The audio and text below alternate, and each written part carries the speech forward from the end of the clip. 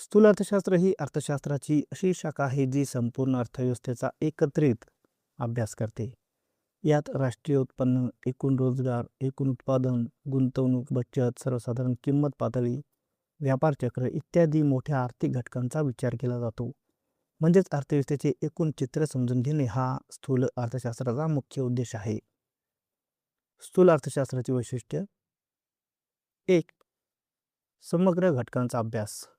स्थूल अर्थशास्त्रात वैयक्तिक घटकांऐवजी संपूर्ण अर्थव्यवस्थेतील एकूण घटकांचा अभ्यास केला जातो. उदाहरणार्थ राष्ट्रीय उत्पन्न, राष्ट्रीय उत्पादन, एकूण रोजगार. 2. उत्पन्न व रोजगार सिद्धांत. राष्ट्रीय उत्पन्नाची पातळी कशी निश्चित होते व रोजगाराची स्थिती कशी बदलते याचा अभ्यास या शाखेत केला जातो. 3. सर्वसाधारण समतोल विश्लेषण. संपूर्ण अर्थव्यवस्थेतील मागणी, पुरवठा व किंमत यांच्या परस्पर संबंधाचा एकत्रित विचार करून समतोल समजावला जातो. 4. परस्पर अवलंबन. उत्पन्न, गुंतवणूक, बचत, रोजगार, किंमत पातळी हे सर्व आर्थिक घटक एकमेकांवर अवलंबून असतात. या संबंधांचा अभ्यास स्थूल अर्थशास्त्रात होतो. 5. राशी पद्धतीचा वापर.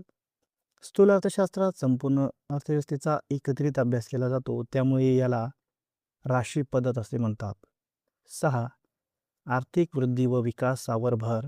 देशाची आर्थिक प्रगती, विकासाचा वेग, दारिद्र्य व विषमता यांचा अभ्यास केला जातो. 7. सर्वसाधारण किंमत पातळीचा अभ्यास.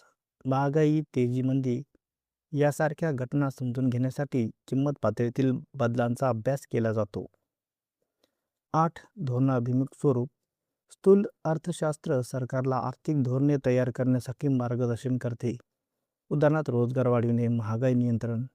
निष्कर्ष: स्थूल अर्थशास्त्र संपूर्ण अर्थव्यवस्थेचे व्यापक व एकत्रित विश्लेषण करून आर्थिक नियोजन, विकास आणि स्थैर्य साध्य करण्यासाठी अत्यंत महत्त्वाची भूमिका बजावते.